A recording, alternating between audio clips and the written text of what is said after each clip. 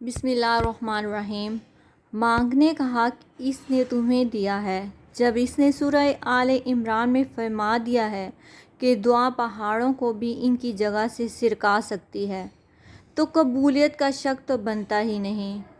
اللہ نے مقدر لکھنے کا اختیار تمہیں دیا ہے کہ چاہو تو دعا کا تسلسل بڑھا لو اور چاہو تو مایوس ہو کر بیٹھ جاؤ، چاہو تو سجدوں کو طویل کر دو اور چاہو تو تھک کر رک جاؤ۔ مت بھولو کہ تمہارا کام صرف التجا کرنا ہے، تدبیریں تو وہ خود نکالتا ہے۔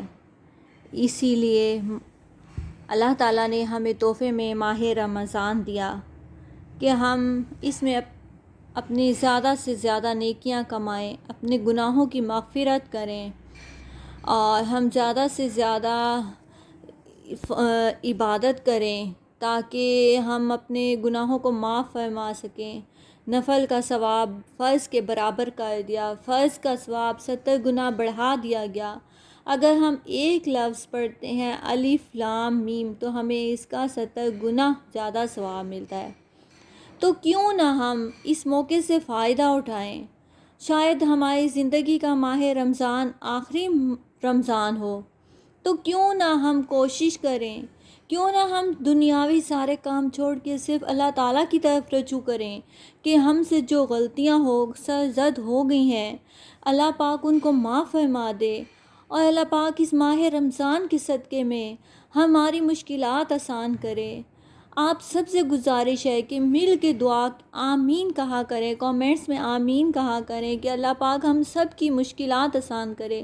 ہر گھر میں کوئی نہ کوئی پریشانی ہے، کسی کو رزق کی ہے، کسی کو بیماری کی ہے، کسی کو کوئی تکلیف، کسی کو کوئی تکلیف، کسی کے گھر میں جھگڑے، کسی نہ کسی قسم کی ہر گھر میں پریشانی ہے۔ تو کیوں نہ ہم اس ماہ رمضان میں مل کے عبادت کریں، اللہ تعالیٰ سے دعا کریں، رو کے گڑ گڑا کے مانگیں کہ اللہ پاک ہماری مشکلات آسان کر دے، اس ماہ رمضان کے صدقے میں ہماری مشکلات آسان کر دے۔ تو آج چوتھا روزہ ہے، چوتھے روزے میں ہم سب سے پہلے تہجد نماز ادا کریں گے، اور تہجد نماز کے بعد ہم جب نماز فجر ادا کریں گے تو نماز فجر میں ہم سب سے پہلے پڑھیں گے سبحان اللہ والحمد للہ ولا الہ الا اللہ واللہ اکبر ولا حول ولا قوة الا باللہ العلی العظیم۔ بعد میں نماز فجر سورۃ فاتحہ 40 مرتبہ پڑھیں گے۔ بعد نماز ظہر یا حی یا قیوم 133 مرتبہ پڑھیں گے۔ بعد نماز عصر دعائے جمیلہ یہ 3 مرتبہ پڑھیں گے۔ پھر بعد نماز مغرب سورۃ واقعہ جو ہمارے رزق کے لیے ہے، اگر ہم اس کی روٹین بنا لیتے ہیں اپنی زندگی میں تو ہمیں کبھی تنگ دستی نہیں ہوگی۔